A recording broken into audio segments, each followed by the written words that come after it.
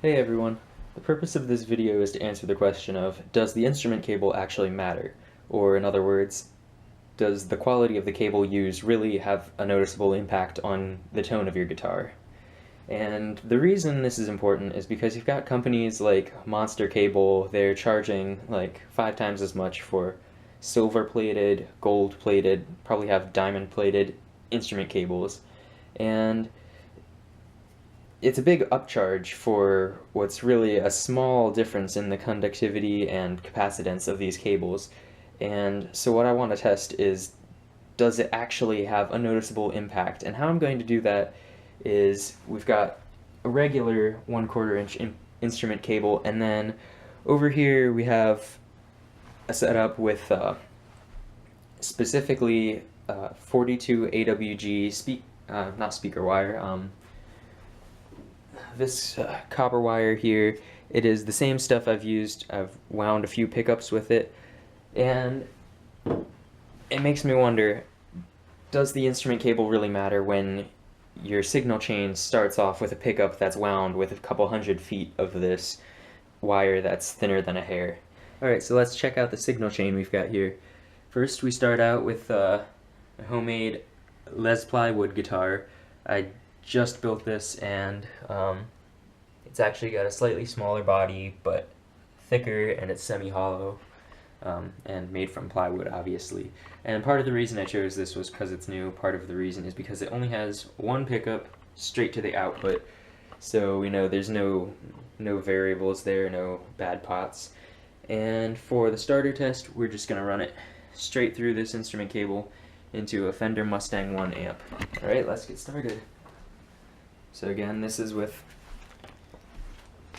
the regular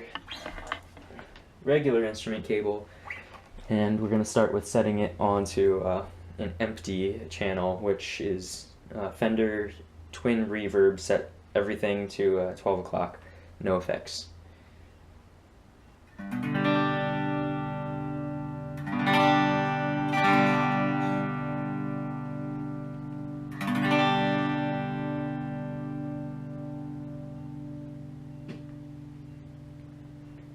And so maybe we'll be able to A/B that with the alternative signal chain and hear a difference. And now we've got a clean setting with just a little bit of effects to it.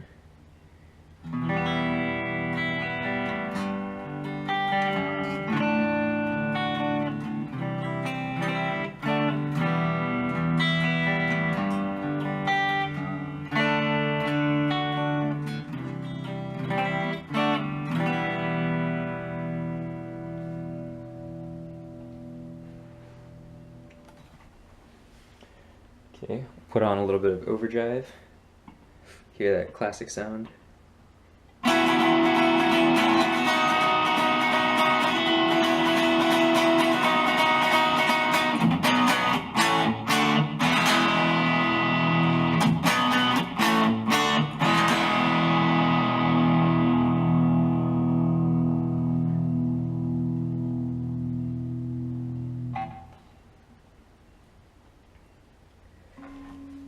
And pour on the gain for some metal solo.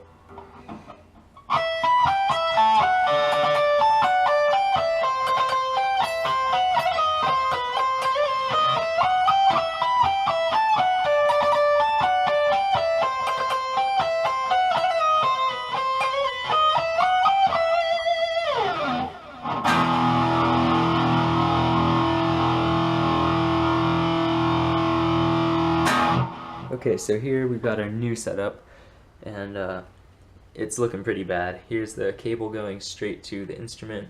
The black alligator clips connect to the ground sleeves. The red wire goes from the instrument hot to over here. You probably can't even see it on the camera. Yeah, just barely. The 42 AWG, I stripped off some of the coating off the end and hoped it was enough. Here it's just coiled around and connects back at the tip of this white and to the hot running to the amp. So should add a significant amount of resistance, and now we're going to hear how it sounds. Okay, so again on this empty setting.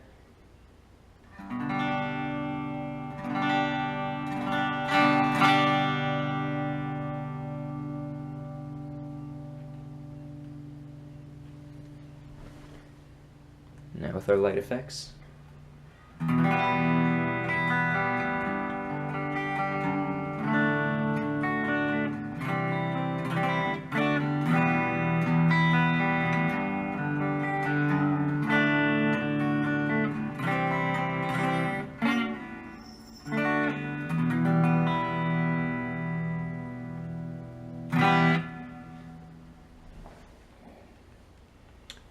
Vintage overdrive.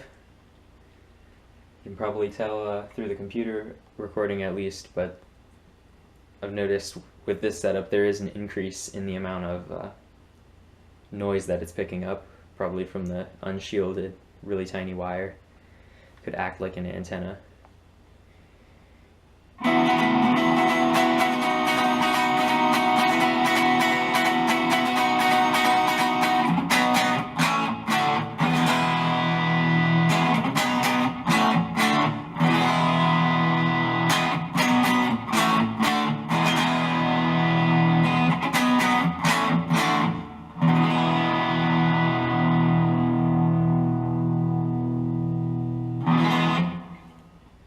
I don't know about you, but it sounds about the same to me.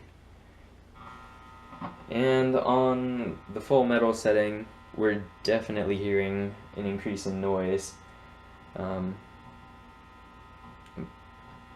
But I'd be willing to bet the signal sounds about the same.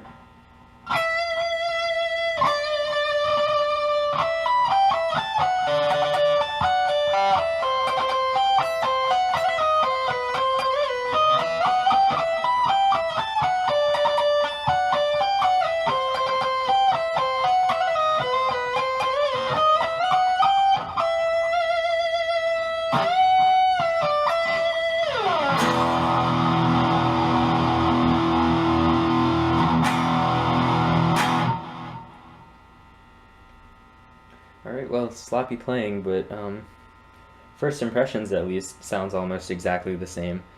I think maybe on the cleans there could have been a slight loss in signal, slight loss in the high frequencies due to the capacitance of it, but aside from the noise, I'd say really no noticeable difference. Alright, I'll go ahead and put up some A/B tests for comparison, but honestly, right now I can't tell a bit of a difference other than the added noise from unshielded cables, and